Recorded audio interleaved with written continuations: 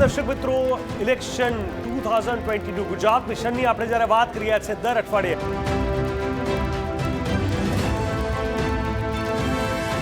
गुजरात के मिशन के लिए नरेंद्र मोदी जी और अमित शाह का प्लान क्या रहता है, अभी से तैयारी करिए। ऐसा नहीं है कि भाई अब कल ये काम होना है तो एक महीने पहले शुरू करेंगे। हाँ जी। उसके लिए ही उन्होंने यहाँ बुलाया।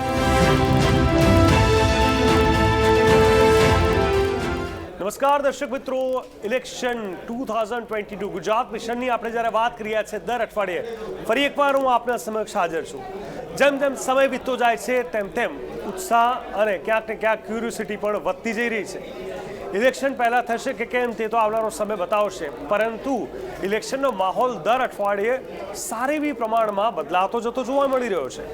તેવામાં હવે જ્યારે ઉત્તર પ્રદેશમાં આજે આપણે જોયું કે જે રીતે છેલ્લા ઘણા સમયથી વાતાવરણમાં પરિવર્તન આવ્યું અને ત્યારબાદ શુક્રવારે એટલે કે જે યોગી સરકારે પોતાનું શપથ સમારોહ અને તેમાં ભૂપેન્દ્ર પટેલની હાજરી હતી તે ઘણું બધું સૂચવી જાય છે।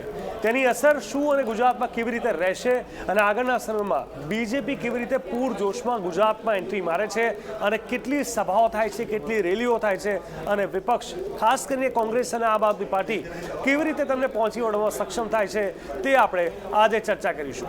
આ તમામ ચર્ચાઓ માટે આપણી સાથે એડિટોરિयल डायरेक्टर ITV ग्रुपના आलोक मेहता जी जुड़ाई चुके हैं। आलोक जी, बहुत बहुत स्वागत है गुजरात मिशन 2022 में। नमस्कार आलोक जी, खास तौर पे हमने देखा कि शुक्रवार को जिस तरह से योगी सरकार का पार्ट 2 जो लॉन्च हुआ और शपथ समारोह था और सारे मंत्री बहुत बड़े पैमाने पे एक जाकमजोर था और ख़ास तौर पे गुजरात के मुख्यमंत्री भूपेंद्र पटेल की भी वहाँ पे हाजिरी थी। कहीं ना कहीं बताया जा रहा है कि ये बहुत बड़ा एक सूचक है और एक इन्वॉल्वमेंट उनका कहीं ना कहीं गुजरात को भी असर करेगा। ये पूरी घटना को आप किस हिसाब से देखते हो और क्या असर रहेगा आपको लगता है गुजरात के अंदर ये पूरी घटना को लेकर?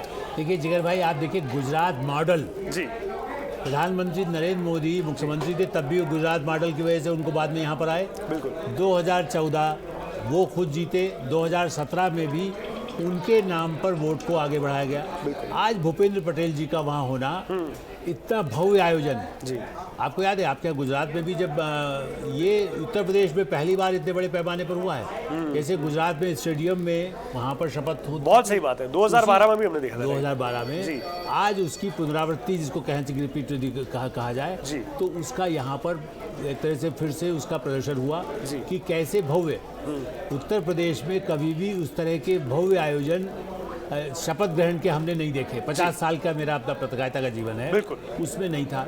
भूपेंद्र पटेल का होना ये साबित करता है कि गुजरात मॉडल की कुछ चीज़ें उत्तर प्रदेश में कैसे इम्प्लीमेंट हुई जी। और गुजरात में उस यहाँ से उत्तर प्रदेश से जो सफलता है उसके कार्यकर्ता, उसके जो लोग हैं। आपको याद है गुजरात से कई लोग उत्तर प्रदेश में भी चुनाव में काम करने आए। बिल्कुल। ऐसा नहीं है, संगठन का जब काम होता है जी। तो बीजेपी का भूपेंद्र पटेल जी का जाना, जी। देखिए वो मुख्यमंत्री वहाँ पहली बार बनाए गए और उत्तर प्रदेश में कैसे इम्प्लीमेंट में दोबारा सरकार आई। बिल्कुल। एक तो उनके लिए लाभदायक है जी। और पब्लिक में जो मैसेज गया कि गुजरात में जिस तरह की तरक्की हुई है, भूपेंद्र पटेल इस बात के गवाह हैं। एक ऐसे को मुख्यमंत्री बना सकते हैं। हमारे यहाँ कई कैबिनेट में नए लोग लिए गए हैं। जी। वो आपको वही ला करके देंगे जो गुजरात में इंडस्ट्री उद्योग में। सही देखिए लोग क्या कहते हैं, गुजरात में बड़ा अच्छा उद्योग बढ़ा, गुजरात में इतना इन्वेस्टमेंट आ रहा है तो उत्तर प्रदेश में भी आएगा। आज भूपेंद्र पटेल जी और प्रधानमंत्री नरेंद्र मोदी, गृह मंत्री अमित शाह के रहने से ये मैसेज जाएगा कि गुजरात के मिशन की भी एक छाया वहाँ आ गई है। बिल्कुल, बहुत सही कहा आपने। और कहीं ना कहीं हमने ये भी देखा है कि जिस तरह से एक इमेज, एक मैसेज भी जाता है इससे, खास तौर पे नेशनल लीडरशिप की हम जब बात करते हैं वो कहीं और नहीं दिखने को मिला है। जैसे आपने इतिहास की बात की 2012 में, इनफैक्ट 2007 में भी ऐसा था। एक टाइम तो ऐसा था कि मन से शिवसेना सब लोग वहाँ पे आए थे जब गुजरात में इलेक्शन जीता गया था। वो गुजरात का इलेक्शन था लेकिन उसका माहौल ऐसा बनाया था जैसे वो उसी वक्त PM बन गए हो। कहने का तात्पर्य था कि एक पूरी लीडरशिप उनकी जो थी वो हमेशा ऐसे मौके पर बाहर आती है और खास तौर पे सारे बीजेपी के नेता एक साथ आते हैं। तो ये भी चीज़ मैसेज जाती है कि नेशनल लेवल से लेके स्टेट लेवल तक कैसे पूरी टीम जुड़ी हुई है, कोऑर्डिनेशन कितना स्ट्रांग है और उसका फ़ायदा कैसे उस राज्य को मिल सकता है। इसलिए ये भी कहा जाता है कि डबल इंजन की सरकार तो गुजरात से चलता आया हुआ है। इनफैक्ट लोकसभा के इलेक्शन के पहले भी ऐसा बताया जा रहा था, यही शब्द का प्रयोग किया गया है उत्तर प्रदेश में। और अब जाके गुजरात में आ रहा है। तो गुजरात इस बार इसलिए भी बड़ा है क्योंकि एक देखिए सबसे ज़्यादा प्रेशर उन लोगों को होता है, एक तो जो लोग फेल होते हैं बहुत ज़्यादा, दूसरा प्रेशर उन पे सबसे ज़्यादा होता है जो लोग कभी 100 में से 99 या 100 से कम मार्क नहीं लाते। तो बीजेपी की गुजरात में वो वाली सिचुएशन है, उनको वो मेंटेन करना है। तो कहीं ना कहीं भूपेंद्र पटेल का वहाँ जाना सारे नेताओं के साथ कनेक्टेड, और जबकि अब 2022 का इलेक्शन पास में आ रहा है तो ये भी पता चल सकता है कि इससे कि अब धीरे धीरे जैसे उनको भी ज़रूरत पड़ेगी, हर रैली या ऐसी भी होगी जहाँ योगी आदित्यनाथ भी गुजरात में होंगे, उसकी भी एक अलग असर देखने को मिलेगी। ये आपने और बिल्कुल ठीक बात कही। जो मैंने आपसे कहा ना, गुजरात के मिशन के लिए नरेंद्र मोदी जी और अमित शाह का प्लान क्या रहता है, अभी से तैयारी करिए। बिल्कुल ऐसा नहीं है कि भाई कल ये काम होना है तो 1 महीने पहले शुरू करेंगे। हाँ जी। उसके लिए ही उन्होंने यहाँ बुलाया। आज उन्होंने, ऐसा तो नहीं है, योगी आदित्यनाथ जी तो पिछली बार भी कई प्रदेशों में गए थे और इसलिए 2 डिप्टी चीफ मिनिस्टर रखे गए जी। हम आपके यहाँ भी डिप्टी चीफ मिनिस्टर गुजरात में ही तो आई, बिल्कुल पहले जो है वो भी तो डिप्टी चीफ नितिन पटेल को बनाया गया। हालांकि वो एक ही बार हुआ कि जो डिप्टी से, हाँ उस बार अब जो कहीं ना कहीं उम्मीद थी उनको, लेकिन वो चीज़ नहीं हो पाई। लेकिन यहाँ एक डिप्टी चीफ मिनिस्टर ड्रॉप किए गए और नए लोगों को लाया गया। तो मैसेज ये जाता है कि आप डिप्टी चीफ मिनिस्टर हो न हो, लेकिन जहाँ डिप्टी चीफ मिनिस्टर हैं तो वो योगी आदित्यनाथ जब वहाँ जाएंगे तो यहाँ 2 डिप्टी चीफ मिनिस्टर उसका काम संभाल सकेंगे। भूपेंद्र पटेल जी भी थोड़े इन लोगों से सबसे मिले हैं आज। वैसे तो पार्टी में सब लोग और आयोजन होते हैं, दिल्ली में सब मिलते ही हैं। और प्रधानमंत्री नरेंद्र मोदी ये चाहते हैं कि भाई देखिए सब मिलकर के राष्ट्र का विकास करें। जो योजनाएं जैसे गुजरात में, वहाँ बंगाल में ममता बनर्जी ने रोक दिया था तो उन्होंने टाटा को यहाँ बुला लिया। यदि कुछ लग रहा है कि भाई गुजरात का ये लिमिटेशंस है, वहाँ तो विस्तार इतना ज़्यादा हो चुका है इलेक्ट्रॉनिक में या डिफेंस में, जो दिल्ली के पास कोई इंडस्ट्री लगाना चाहता है। गुजरात के भी इंटरप्रेन्योर ऐसे हैं। यूँ तो अंबानी अडानी जी को निमंत्रण दिया गया था, आज भूपेंद्र पटेल अकेले को नहीं दिया गया। वो दो वैसे देखा जाए तो ऐसा नहीं कि लोग अंबानी ने, टाटा और बिरला को भी दिया जाता है, उनको भी दिया गया, कुमार बिरला को। लेकिन ये भी एक मैसेज गया, और आपने देखा हो वहाँ के मीडिया में, चूँकि आप तो गुजराती मीडिया में ध्यान नहीं दिए होंगे, लेकिन वहाँ के मीडिया में बार बार वो होता रहा कि मुकेश अंबानी भी वहाँ आने वाले हैं। क्योंकि निमंत्रण दिया गया तो कोई सोचते हो सकता है आ जाए, क्योंकि लेकिन ये ठीक है कि प्रायोरिटी जो गुजरात की होती है, यहाँ पर यूपी का एक प्रोजेक्शन था, लेकिन गुजरात का एंटरप्रेन्योर भी वहाँ आए, और उत्तर प्रदेश के लोग यदि वहाँ कोई ऐसा काम कर सकते हैं, ये जोड़ने की कोशिश भी, और उसको चुनाव से जोड़ा जाए। बिल्कुल, कि चुनाव के समय में यहाँ का वर्कर, यहाँ का व्यापारी, यहाँ का किसान, ये किसानों की समस्या है। जी। यदि यहाँ के किसान पश्चिम उत्तर प्रदेश के जो सबसे अधिक आंदोलन प्रभावित थे वो वोट देते हैं, आप गुजरात में भी तो मिशन के समय किसान का मान उठाया जा रहा है। बल्कि किसान की तो लॉबी वहाँ पर है बहुत बड़ी। जी बिल्कुल बिल्कुल, मैं वही कहने की कोशिश कर रहा था कि जैसे भूपेंद्र पटेल वहाँ है, योगी आदित्यनाथ भी आ सकते हैं गुजरात को लेके, तो जो गुजरात के अंदर उत्तर प्रदेश के जो भी लोग यहाँ पे रह रहे हैं, चाहे वो कोई भी काम करे, किसी भी फील्ड से साथ जुड़े हुए, तो उनको भी एक अपनापन, एक कनेक्ट होता है, और उनको लगता है कि नहीं ये हमारी सरकार है, वहाँ पे भी हमारी सरकार है। तो कोई एक सेफ्टी वाला माहौल, एक प्रोटेक्शन सबको चाहिए होता है। क्योंकि हमने देखा है आज से 10 साल पहले की बात करूं तो जब एमएनएस का जो बहुत सारा विरोध था, उस टाइम शिवसेना भी उनके साथ जुड़ी हुई थी।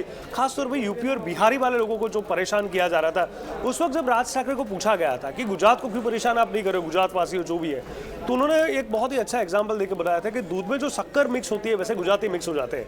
तो एक गुजराती लोग उस टाइम सेफ फील कर रहे थे, और बिहारी और यूपी वाले जो थे महाराष्ट्र के अंदर, उनको एक कहीं ना कहीं वो लग रहा था कि हम कहीं सेफ जगह पे नहीं है। सवाल ये है कि उनको एक भावनात्मक स्तर पे ये फील करवाना, ये महसूस करवाना कि गुजरात भी हमारा है, भले हम यूपी से है, और यूपी में जो हमारे लोग हैं उन लोगों को भी लगे कि गुजरात यूपी का एक बड़ा कनेक्शन है।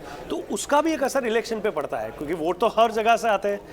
और यही नहीं, देखिए पड़ोसी राज्य क्या है कि अभी मिशन गुजरात है जी, शिवराज सिंह भी वहाँ पर थे जी। मध्य प्रदेश की बॉर्डर आप जानते हैं कितनी लगी हुई है गुजरात से, मतलब इधर से बस जाती है, उधर से बस आती है, और रात भर मतलब लोग चलते रहते हैं जी। तो नर्मदा का पानी है और बिजली की सुविधाएं हैं दोनों राज्य। तो आज भूपेंद्र पटेल जी जाने से क्या होगा कि इस मिशन में मध्य प्रदेश के मुख्यमंत्री से भी यदि उनकी वहाँ मुलाकात हुई इस मौके पर, तो अब मध्य प्रदेश का वर्कर भी तो वहाँ जाएगा। बिल्कुल, शिवराज सिंह खाली यही नहीं जाएंगे, शिवराज सिंह भी कितना उनका भी कार्यकाल 3-4 एक तरह से पूरा होने वाला है। जी जी ऐसी दृष्टि से वो 2023 में उनका चुनाव जी। है, तब भी उनको गुजरात मिशन की तरफ देखना होगा। बिल्कुल। कि गुजरात का फायदा हमें मध्य प्रदेश तक कैसे मिले। बिल्कुल सही ये सब ऐसा लिंक हो गया है। जी, जी। राजस्थान में चुनाव है, वसुंधरा राजे भी वहाँ पर थी, तो वसुंधरा राजे रहें या और कोई भी बनता है आगे बीजेपी के लिए क्या हो सकता है, उसका गुजरात मिशन बाद में इन राज्यों को कैसे प्रभावित करेगा जी और गुजरात में सफलता के लिए इन राज्यों से क्या सहयोग हो सकता है। तीसरी बात मैं जोड़ूंगा, अभी आपने दलों की बात कही ना कि हाँ जी, वहाँ पहुँचे थे, हाँ जी यहाँ पर नीतीश कुमार भी पहुँचे, तो ये मैसेज भी गुजरात में जाना है, क्योंकि नीतीश को कभी आम आदमी पार्टी, अब चूंकि आप उसकी चर्चा करेंगे इसलिए मैं पहले से कह रहा हूँ कि आम आदमी पार्टी तो यहाँ गए और कहते गुजरात में हम आ जाएंगे। उत्तर प्रदेश में तो 0 बटा अंडा आया ना उनको, बिल्कुल बिल्कुल बिल्कुल आम आदमी पार्टी को। बिल्कुल अब सही। वो कहे कि हम गुजरात में कब्जा कर लेंगे, अरे यूपी में तुम जो यहाँ के लोग थे, Exactly. संजय सिंह लखनऊ यूनिवर्सिटी में पढ़े हुए हैं, हाँ जी यदि आप एक सीट नहीं ला सकते Right. और आप कहें कि गुजरात में बहुमत हमारा पंजाब की तरह ले आएंगे, हम और मोदी जी को बिल्कुल कहना चाहिए कि गलत भाषा का इस्तेमाल हाँ जी, हाँ किया, जी। ये बहुत शर्मनाक है और गुजरात के लोग क्या बर्दाश्त करेंगे। आप बताइए जगर भाई, यदि उनकी तुलना, मोदी की तुलना हिटलर से की जाए, हिटलर तो यह है कि वो तो उसने रोजगार दिया था और मोदी रोजगार नहीं दिया, ये गुजरात के लोग बर्दाश्त करेंगे क्या? बिल्कुल नहीं करेंगे। इनफैक्ट आपने देखा होगा 2007 में मौत का सौदागर बोल के जो सोनिया गांधी राहुल गांधी ने जो मिस्टेक की थी उसको मतों के सौदागर करके जो कन्वर्ट करके, देखिए मोदी जी की एक अपनी खुद की एक स्टाइल रही है, वो ऐसी कोई चीज़ को उसी भाषा में काउंटर नहीं करते हैं, वो उनको एनकरेज कर देते हैं वोटिंग में और बता देते हैं कि हम कितने अच्छे हैं, वो सिर्फ पॉजिटिव मैसेज से ही कन्वर्ट करते हैं। तो ये भाषा गुजरात की जनता इसलिए भी बर्दाश्त नहीं करेगी क्योंकि 2 दायका से ज़्यादा समय, 20 साल से जब ज़्यादा समय अगर एक पार्टी को एक्सेप्ट किया गया है, इसका मतलब इसका एक्सेप्टेंस अंदरूनी तौर पे बहुत बड़ा स्ट्रांग है। ठीक है, एक आध बार आ जाना वो अलग चीज़ होती है, ठीक है, राजस्थान की बात तो बिल्कुल अलग है हर 5 साल में, लेकिन गुजरात में 2 दायका यानी 20 साल से कंटिन्यूस ज़्यादा समय, ये अपने आप में बहुत बड़ा इतिहास है। और ऐसे में जो उनका गढ़ है वहाँ उन्हीं के नेता जो आज के पीएम है उनके बारे में ये मुझे नहीं लगता गुजरात की जनता माफ करके रही है। और असेंबली में बोलना हाँ जी। कि रोजगार नहीं दे सकता है, वो आपको खाना भी नहीं देगा। गुजरात के लाखों युवक वहाँ से निकल करके अमेरिका, ब्रिटेन, जर्मनी जी, जी। वहाँ जा करके सफल हो रहे हैं। बिल्कुल बिल्कुल ये मतलब, और वो आम आदमी पार्टी भाई एक शोभा देता है। एक प्रधानमंत्री के बारे में आप बोल रहे हैं, भारत के प्रधान, चीन का विदेश मंत्री शुक्रवार को दिल्ली में है, भारत की सहयोग चाहता है। और हमारे यहाँ आम आदमी पार्टी जो गुजरात में राज करने जा रही है, कहती है कि हम गुजरात के चुनाव लड़ेंगे, और वो जाकर के प्रधानमंत्री, भारत के प्रधानमंत्री के बारे में और उनकी सारी योजनाओं की फेल होने के बारे में बात करें और कहें कि दिल्ली में हमने और पंजाब में हम सब कुछ भ्रष्टाचार खत्म कर देंगे। तो ये एक बड़ा, मुझे लगता है कि इसलिए ऐसे जो दल हैं, हाँ जी।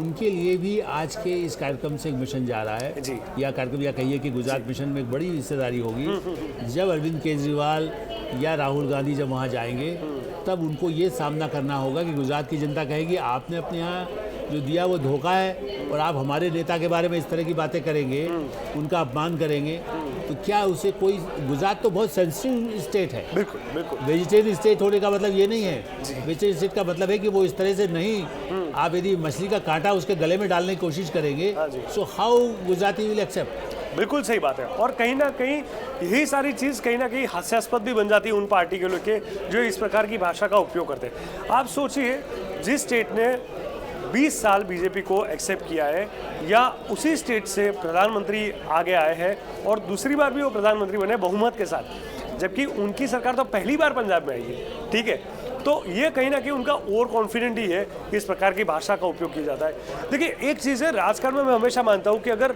आप क्या अलग कर पाओगे या आप क्या अलग करना चाहते हो, या ऐसा कोई प्रोजेक्शन जो आपने करके दिखाया है और यहाँ पे नहीं हो रहा है, वो एक लॉजिकल बात है, उस पर आर्ग्यूमेंट वो करे तो ठीक है, पर सिर्फ जीतने के लिए कोई ऐसी भाषा का प्रयोग करना या सिर्फ ब्लेमिंग करना, ये मुझे नहीं लगता है कि जनता उसको एक्सेप्ट कर पाएगी। और वैसे आप जो और इस तरह से मिशन के लिए आप कुछ पॉइंट आपको लग रहा था कि पाटीदार वाला मुद्दा क्या महत्वपूर्ण होने वाला है, आप उसका भी कुछ जिक्र करना चाह रहे थे। जी बिल्कुल, कहीं ना कहीं देखिए, ये एक चीज़ है कि पाटीदार की अब जो बात की जा रही है, तो कहीं ना कहीं अब जैसे नरेश पटेल जिसका अभी एक वर्चस्व है और कहीं ना कहीं देखा जाता है तो पिछले कितने टाइम से उनकी चर्चाएं हो रही है, पर हमने देखा है कि पाटीदार का भी एक अपने आप में वो एक गट फीलिंग रहा है, बीजेपी के साथ एक सॉफ्ट कॉर्नर रहा है, तभी जाके भले 2017 में टफ थी सिचुएशन, काफ़ी काफ़ी फाइट देनी पड़ी, पर जीती तो बीजेपी ही थी। इसका मतलब ये नहीं कि सारे पाटीदार ऑपोजिशन में है, और अब तो कांग्रेस भी एक है, आप अलग है और बीजेपी अलग है। अच्छा, मुख्यमंत्री खुद भी पाटीदार है। अगर कोई जातिवादी के कैलकुलेशन के हिसाब से अगर सोच भी रहा है, वो खुद भी तो सोचेगा कि हमारा पटेल खुद ही तो मुख्यमंत्री है।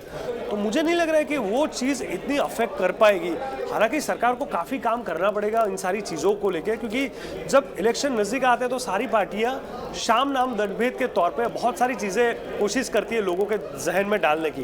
वो तो वो समय बिताएगा कि किस हिसाब से लोग किस चीज़ को एक्सेप्ट करते हैं, पर मुझे नहीं लग रहा है कि इस पर सरकार को फिलहाल कोई बड़ा पैनिक होने की आवश्यकता रहेगी। यहाँ ये चीज़ है कि अभी भी टाइम है, बहुत कुछ कर सकते हैं लोगों के लिए, और मेरे हिसाब से सरकार कोशिश कर रही है। नहीं, देखिए, इसमें मेरा एक और पॉइंट आपको जोड़ूंगा, जैसे आपने इसलिए उस समय बातचीत शुरू होने से पहले चूंकि जिक्र किया था, इसलिए मैंने पूछा हाँ जी कि पाटीदार आप एक तो भूपेंद्र पटेल हैं ही, हाँ जी दूसरा भूपेंद्र पटेल को खाली इसलिए नहीं बनाया गया कि पाटीदार है। उत्तर प्रदेश में ये मैसेज भी गया है, या बल्कि और राज्यों में भी जहाँ भी चुनाव में खड़े किए गए, कि हमें जाति के आधार पर हमको नहीं करना है जी। हम जाति के आधार पर कई मंत्रियों को भी नहीं दिया गया। मैं ठीक है, आप कुछ जाति के हैं और आप काबिल हैं तो आपको बनाया गया जी। तो ये जो धारणा है गुजरात में तो पहले भी तोड़ी गई, जैसा हम पहले भी चर्चा करते रहे। महात्मा गांधी जाति को उस तरह की वो नहीं करना चाहते थे, दूसरे जितने बड़े हमारे नेता हुए वो भी ये चाहते रहे। तो प्रधानमंत्री नरेंद्र मोदी का क्या है कि भाई आपको उस जाति का उससे ज़्यादा दूसरी जातियों को सबको साथ लेना है, बिल्कुल बिल्कुल, और उस जाति के आधार पर नहीं मिल रहा ना आपको, यदि उससे भी ज़्यादा मिल रहा है, आपकी तो मुख्यमंत्री बना दिया गया। उनके नेताओं को थोड़े बहुत जैसे कहते हैं कि जो किसी क्षेत्र विशेष में यदि प्रभाव होता है, तो मुझे ऐसा लगता है कि अभी आप देखिए कांग्रेस का उदाहरण लेंगे, वहाँ पर शंकर सिंह वाघेला ने एक तरह से एक विद्रोह का बुगल बजाया हुआ है कि भाई ऐसे नहीं चल सकता है, क्या आप अध्यक्ष पार्टी बिल्कुल खराब हालत में है। वो जबकि बीजेपी गए हुए हैं। जी जी जी। अब इससे उनके अपनी पार्टी में भी जो विद्रोह करने की स्थिति है, वो भी गुजरात मिशन के लिए इनडायरेक्टली लाभ आएगा। हाँ जी। कि कांग्रेस कितनी बदतर हालत में है, गुजरात का नेता कांग्रेस में दुखी हो रहा है। हाँ जी। तो पाटीदार हों या खेतीहर लोग हों या व्यापारी लोग हों, शंकर सिंह वाघेला तो मुख्यमंत्री रहे। बिल्कुल। जब वो ये कहेंगे तो जो कांग्रेस और आम आदमी पार्टी या जो पार्टी वहाँ पर आने की कोशिश कर रही है, ज़्यादा और कोई बड़ी पार्टी तो है नहीं क्षेत्र में, वहाँ से कोई छोटा बड़ा अलग दल तो बन नहीं पाया। जो बनाने की कोशिश की थी, केशु भाई ने बनाया है या शंकर सिंह वाघेला ने बनाया, उसका तो कुछ ज़्यादा चला नहीं। इनफैक्ट उस टाइम भी 2012 में केशु भाई ने पार्टी बनाई थी, गुजरात परिवर्तन पार्टी। सौराष्ट्र में टोटल 2 सीटें आई थी ओवरऑल गुजरात में। तो हालांकि देखो ये एक और चीज़ है, जो ये जब 2 पार्टी आई थी उसके बाद मोदी जी को ये पूछा गया था केशु भाई को लेकर, तो उन्होंने खासतौर पर कोई एंटरटेन नहीं किया था किसी भी पत्रकार को, और मुझे ये भी बताया कि बहुत ही शालीनता से, बहुत ही रिस्पेक्ट से उन्होंने इस चीज़ को फेस किया था। और जबकि वो सीएम बने 2012 में, उसी इलेक्शन में उनको हरा के, तो सबसे पहले उनके पास गए थे, उनके आशीर्वाद लिए थे, उनको मिठाई खिलाई थी।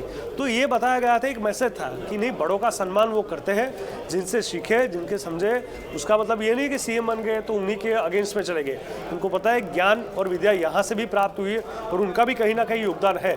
भले वो खड़े रहे अपने निजी जो भी मंतव्य हो उनके हिसाब से, पर मोदी जी का अपना एक प्रभाव था और उनकी खुद की एक पर्सनैलिटी थी कि उन्होंने कोई ऐसी न तो भाषा का उपयोग किया था। तो ये भी एक बड़ा अच्छा मैसेज गुजरात में गया था कि चलो ये सीएम बने, लेकिन केशु भाई के बारे में कभी भी कोई ऐसा स्टेटमेंट उन्हें आज तक नहीं दिया था। देखिए, चुनावी राजनीति में मोदी जी का भी आक्रामक तेवर होता है। हाँ जी। अमित शाह जी का भी आक्रामक तेवर, मतलब अपने वर्कर्स को जैसे कहते हैं ना, हाँ जी, हाँ आप जी। युद्ध में जब जाते हैं, बिल्कुल, वो अग्रेशन स्वाभाविक है, वो उसमें कुछ बातें कही जाती है, कड़वी बातें, लेकिन निजी रूप से आज आपको फिर उदाहरण बताता हूँ।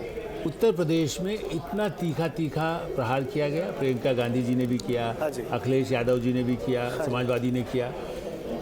प्रधानमंत्री नरेंद्र मोदी ने साबित किया, और मैं मानता हूं कि पार्टी के तो वही सबसे बड़े नेता हैं, उनकी अनुमति के बिना तो उत्तर प्रदेश सरकार ने निमंत्रण नहीं दिया। सोनिया गांधी जी को आमंत्रित किया गया, अभी जैसे मैं आपको कह रहा मुकेश भाई, हाँ जी। मुलायम सिंह यादव जी को, वो जबकि वो तो संसद में है, वहाँ मुख्यमंत्री नहीं, लेकिन पूर्व मुख्यमंत्री के नाते उनको निमंत्रित किया गया।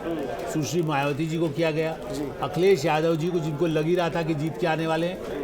नरेंद्र मोदी जी की उदारता है, और डेमोक्रेसी में आवश्यक भी है कि भाई प्रतिपक्ष का है, जैसे आपने कहा ना, केशु भाई के, मुझे तो याद है वो बाकायदा पैर, यदि उनको बुजुर्ग मानते हैं, पैर छूने में उनको बुरा नहीं लगता है कि वो अडवाणी जी के पैर छूते हैं। तो पुरानी पार्टी के नेता आज भी कुछ मामलों में वो अहमद पटेल का भी सम्मान करते थे कि भाई, जबकि वो तो उनसे उम्र में उस तरह के नहीं थे, लेकिन फिर भी लगता था कि भाई आप पोजिशन में है, कोई बात नहीं, डेमोक्रेसी हम लड़ेंगे, वैचारिक लड़ाई हमारी है। बिल्कुल बिल्कुल। तो ये भी एक मैसेज गुजरात के चुनाव में जा रहा है कि जाति से नहीं होगा, विरोधी के प्रति नफरत नहीं है। अपना दल, छोटी पार्टी है, अनुप्रिया पटेल, उनके पति को भी मंत्री बना दिया है। ये नहीं सोचा गया कि भाई ऐसा नहीं, छोटे दल भी हमारे साथ यदि देते हैं, यदि कल कोई कहे कि साहब हम अपना दल बना करके कोई वहाँ पर खड़ा है और उसका एक आदमी भी जीत के आएगा, तो मोदी का आइए, आपको यहाँ भी स्वागत है, आपने वहाँ आलोचना की थी लेकिन आप आ जाइए। कई, मान लीजिए वहाँ कल आम आदमी पार्टी का या कांग्रेस का 4 MLA जीत के आ गया, वो कहे कि सर हमको आप ले लीजिए वापस, ले लिया। बिहार में क्या हुआ, जिसने अपना एक छोटा सा दल बनाया हुआ था उसने कल बिहार में जाकर बीजेपी ज्वाइन की, जबकि वहाँ जेडीयू के मुख्यमंत्री हैं, उसके बाद भी बीजेपी को ज्वाइन किया। तो वो संख्या 74 से 77 हो गई। बिल्कुल, ये उदारता गुजरात पर मैसेज जा रहा है गुजरात के चुनाव के लिए कि हम सबको साथ लेना चाहते हैं। हम मुस्लिम महिलाओं का वोट मिला है, ये भी एक मैसेज गया। विद्यार्थी परिषद के व्यक्ति को, देखिए गुजरात में एक मुस्लिम वोटर का भी फैक्टर है, बहुत सही बात है, जिसको कहते हैं अल्पसंख्यक यदि कहें हम उसको।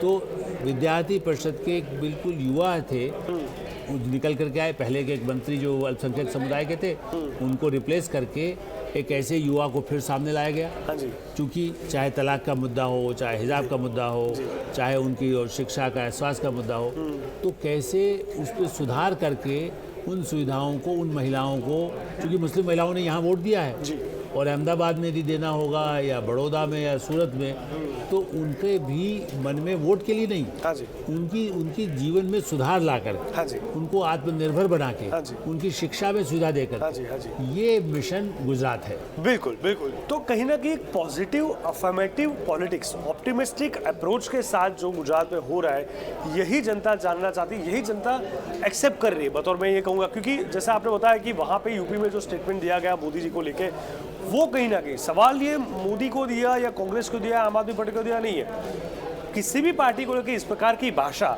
या इस प्रकार के ब्लेम जो किए जाएंगे वो कतई एक्सेप्ट नहीं किए जाएंगे। और ये बात ठीक है भी नहीं। जनता प्रोग्रेस चाहती है, डेवलपमेंट चाहती है, अच्छा एजुकेशन, बेसिक फैसिलिटीज़ हो चाहती है, और इसीलिए गुजरात में उसी चीज़ को हमेशा प्रायोरिटी दी गई है और इसीलिए तो विकास का मॉडल बताया जा रहा है। हाँ, ये बात अलग है कि अभी भी बहुत कुछ बाकी है, जितना बताया जा रहा है उतना है भी नहीं, बहुत सारी चीज़ें। लेकिन हाँ, बाकी स्टेट के कंपैरिजन में गुजरात में चाहे सेफ्टी के हिसाब से देखो, चाहे प्राइमरी फैसिलिटीज़ के हिसाब से देखा जाए, तो गुजरात अपने आप में अलग रहा है। और मुझे लगता है कि इस बार भी जब इलेक्शन नज़दीक आएगा उसके पहले बहुत कुछ नया ऐसा होगा जो जनता देखना चाहती है, समझना चाहती है, तो ये अपने आप में एक फ़र्क पड़ेगा। जी देखिए, इसके अलावा जैसे घर घर में पानी पहुँचाना, हाँ जी, नल जो एक किया गया, जिसके जल मंत्रालय बाकायदा यहाँ काम कर, जल शक्ति मंत्रालय है, गुजरात में वो भी एक समस्या रही है। कुछ आदिवासी इलाकों में कुछ इस तरह की रिपोर्ट्स आई थी कि कुछ पानी को लेकर के और पानी के बंटवारे को लेकर के, या नर्मदा के पानी से कहीं और जाने से जो गांव में डूब में आने वाले हैं, वो भी एक समस्या को विकराल रूप बनाने की कोशिश हो रही है। चुनाव में मुझे लगता है गुजरात के चुनाव के पहले इस तरह के मुद्दे भी जरूर उठाए जा रहे हैं, लेकिन उनको ये समाधान, उसका तरीका ये होगा कि भाई कैसे हम नया सिरे से बसा देते हैं। जैसे गरीबों को उत्तर प्रदेश में नए घर दिए गए, गुजरात में दिए गए, महाराष्ट्र में दिए गए, पूर्वोत्तर में दिए गए, शायद ये भी एक बड़ा मुद्दा रहने वाला है गुजरात के चुनाव में। हो सकता है, पर मुझे ये भी लग रहा है कि कहीं ना कहीं जैसे चुनाव नज़दीक आएगा, हमेशा मोदी जी की स्ट्रेटेजी मैंने देखी, या बीजेपी की कहो, कि जो मुद्दे आक्रामक तौर पे बताए जा रहे हैं, आपने देखा होगा जैसे 2014 में जैसे वो पहली बार पीएम बने, इमीडिएटली एक हफ्ते के अंदर नर्मदा का प्रॉब्लम उन्होंने सॉल्व किया था। और उस टाइम के पहले, मतलब इलेक्शन के पहले, मेगा पार्टनर से लेके आमिर खान तक सब लोगों ने बहुत सारे विरोध किया था नर्मदा का। मोदी जी अपने लेवल पे अड़ग थे, वो अलग चीज़ है, लेकिन जैसे ही वो पीएम बने सबसे पहले उसी मुद्दे पर फोकस किया था और उनकी ऊंचाई और बढ़ाई थी। और लोगों ने सरदार सरोवर का काम पूरा कराया। एग्जैक्टली। और लोगों ने बोला कि बनते ही उन्होंने काम शुरू कर दिया और वो एक्शन में दिख रहा था।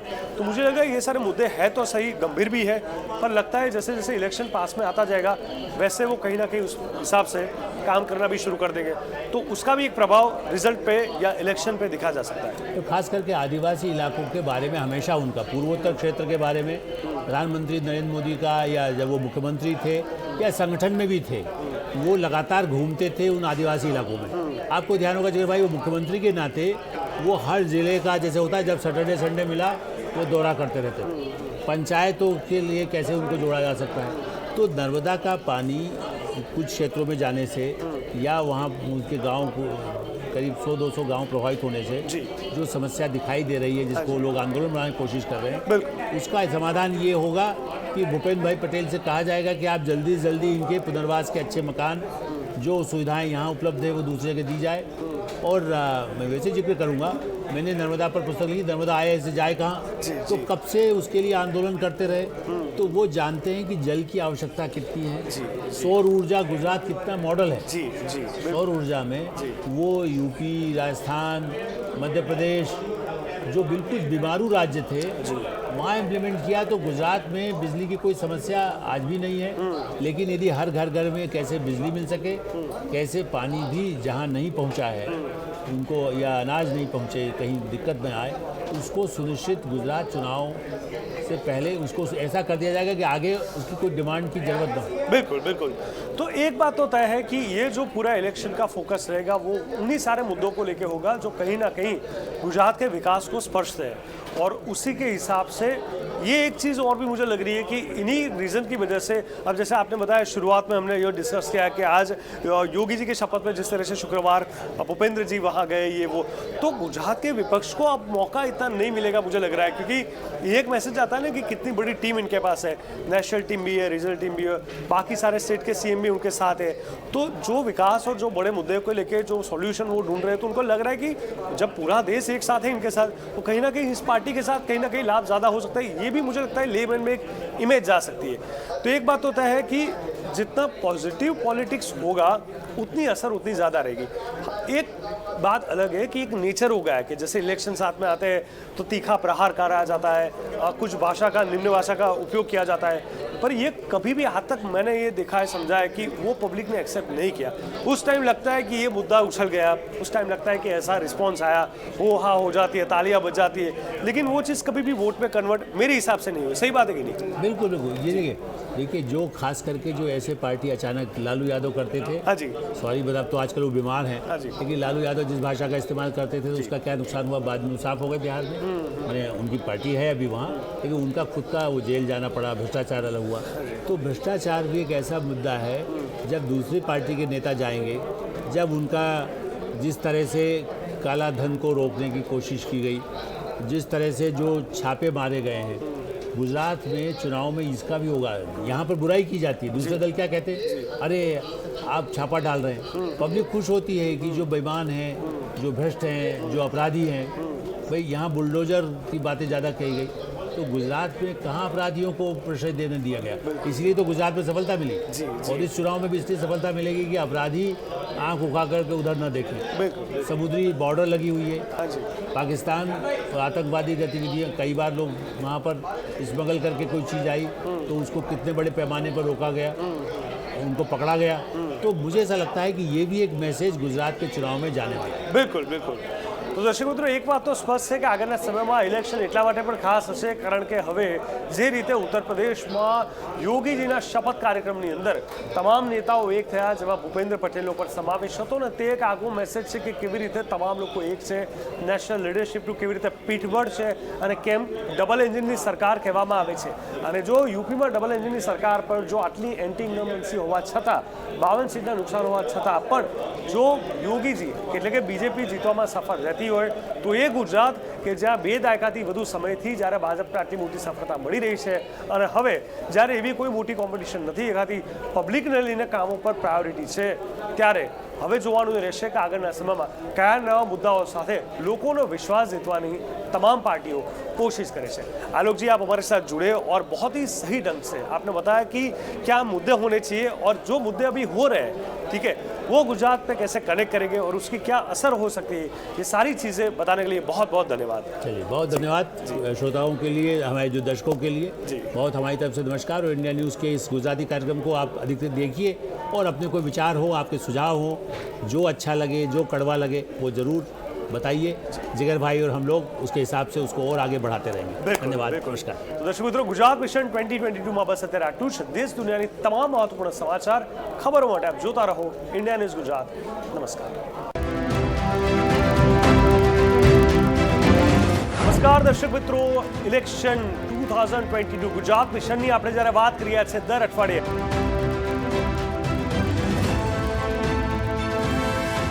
गुजरात के मिशन के लिए नरेंद्र मोदी जी और अमित शाह का प्लान क्या रहता है? अभी से तैयारी करिए। ऐसा नहीं है कि भाई अब कल ये काम होना है तो 1 महीने पहले शुरू करेंगे। हाँ जी। उसके लिए ही उन्होंने यहाँ बुलाया।